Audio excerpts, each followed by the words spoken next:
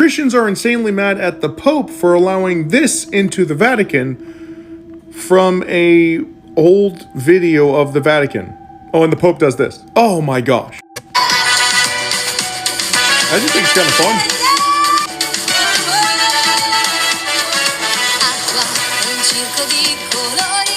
Pope's just chilling. Some dancing going on. I guess I don't see the problem here. He does the bend over thing in front of the cardinal. Pope throws the thing. Yay! But I should say boo, because look at this. When I saw several signs that the Pope was evil upon his arrival, I didn't say anything. The signs haven't stopped. Don't like my opinion, don't care. Space Weather News thinks the Pope is evil. Okay. Yup, he is kingpin of the synagogue of Satan. The Pachamama fiasco should have opened eyes for everyone eyes to the truth. Part of the problem is this. As a former Catholic, I too once believed in papal infallibility concerning... Okay, that's... But what do you guys think? Is the Pope evil or not? This post by Father James Altman depicts Pope Francis wearing the rainbow flag. In other words, he's implying Pope Francis promotes the gay agenda. And then he has Satan sitting right next to him, and he says, birds of a feather. And of course, we know the saying is, birds of a feather flock together. In other words, according to Father Altman, it is Pope Francis who is on Team Satan.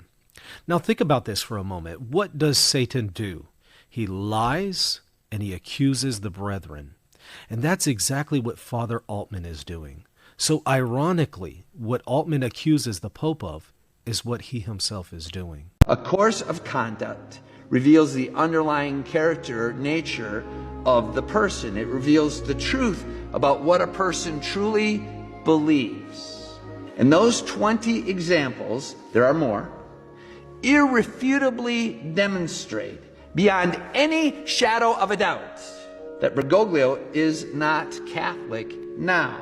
And because you know a tiger doesn't change his stripes, as those same 20 examples demonstrate, as his same course of conduct demonstrates, he was not Catholic at the moment he entered the conclave. Have you ever seen the dark, demonic-looking statue that's inside of the Vatican? It's called the Resurrection, and it is a surrealist and modernized interpretation of Jesus rising from the crater of a nuclear apocalypse. And it is supposed to represent the second coming of Jesus Christ and the fatalistic and ominous connotations of that event. However, this same statue is situated at the most prominent point within Vatican City's Audience Hall, which is a building that just so happens to have its interior design shaped exactly like a serpent's head, with two windows that resemble slit-shaped reptilian eyes and two pillar structures surrounding both the Pope's seat and the huge demonic statue that look exactly like the fangs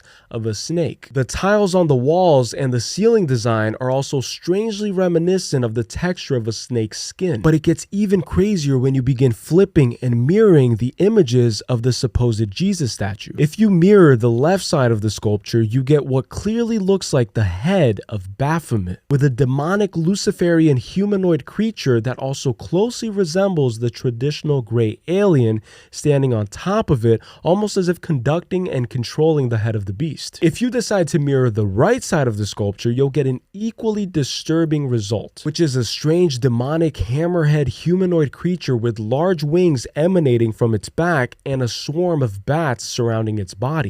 Father Sam, what are your thoughts on Father James Altman? Oh, the COVID priest. Let's check out what he's up to these days.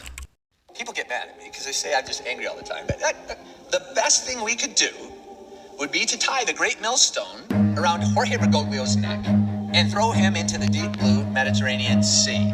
So before we address this great millstone...